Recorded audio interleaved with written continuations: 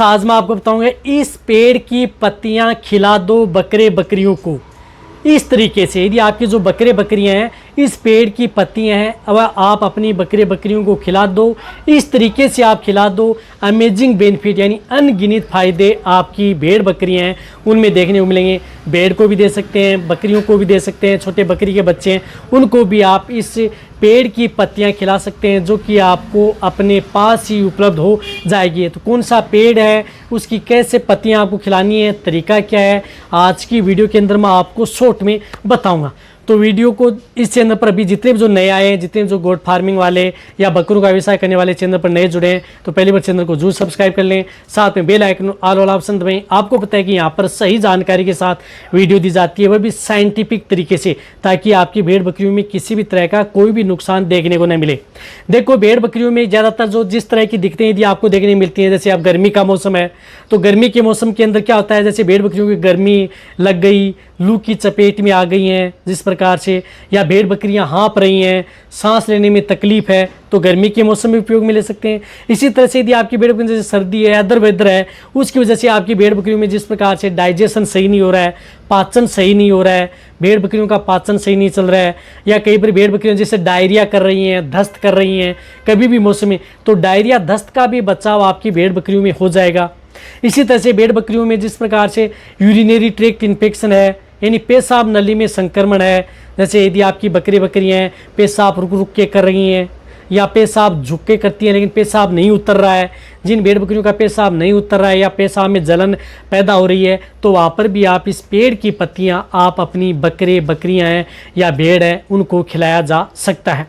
इसी तरह से आपकी भेड़ बकरियों का इम्यूनिटी बढ़ाई जा सकती है, और दूध देने वाली जो बकरियां, जैसे दूध देने वाली बकरियां हैं, उनमें दूध की मात्रा बढ़ाई जा सकती है। साथ में आपके जो बकरे हैं उनका डाइजेशन सही रखा जा सकता है। जो बकरे हैं उन्हें आप मोटा कर सकते हैं, वजन बढ़ा सकते हैं, अच्छी ग्रोथ कर सकते हैं, इम्यूनिटी बढ़ा सकते हैं। कई तरह की बीमारियों से आप अपने बकरों को ये जो पेड़ की पत्तियाँ खिलाएंगे तो बचा सकते हैं। तो कौन से पेड़ की पत्तियाँ हैं, तो आपको लेना है शीशम के पेड़ की पत्तियां। जो शीशम का पेड़ है, जो आपको स्क्रीन के ऊपर भी दिख रहा है, इस शीशम के पेड़ की पत्तियां आपको उपयोग में करनी है। तो आपको उपयोग कैसे करनी है, जैसे इस पेड़ की पत्तियां ले ली आप थोड़ी मात्रा में, जैसे एक भेड़ बकरी है तो उसको क्या करना है कि 50 ग्राम यानी 50 ग्राम पत्तियां ले ली। जैसे भेड़ बकरियां जैसे लू लग गई, गर्मी की चपेट में आ गई, सांस लेने में तकलीफ है, बहुत ज़्यादा जो अब लू गर्मी है, तो उस स्थिति में आपको क्या करना है कि 50 ग्राम पेड़ की पत्तियां ले ली, आपको उसको अच्छी तरह से क्या कर लेना है कि कूट लेना है, या पानी के साथ मिक्स करके आपको उसका क्या लेना है, रस बना लेना है। रस बना करके आपको क्या करना है कि आप अपनी भेड़ बकरियों को 500 ml या 1 लीटर पानी में मिलाया और आप अपनी भेड़ बकरियों को पिला दें। सुबह सुबह इसका पानी पिला दें आप अपनी भेड़, सुबह नहीं है तो दोपहर में भी दे सकते हैं, शाम को भी आप पिला सकते हैं।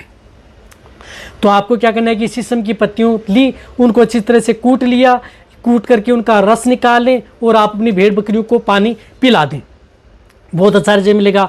और इसका आपको जिस प्रकार से बहुत ही ज़्यादा दिक्कत है आपकी भेड़ बकरियों में, तो इसकी पत्तियां ली 50 ग्राम, 1 लीटर पानी लिया, उसको अच्छी तरह से गर्म कर लिया, पत्तियों को अच्छी तरह से गर्म कर लें पानी के साथ।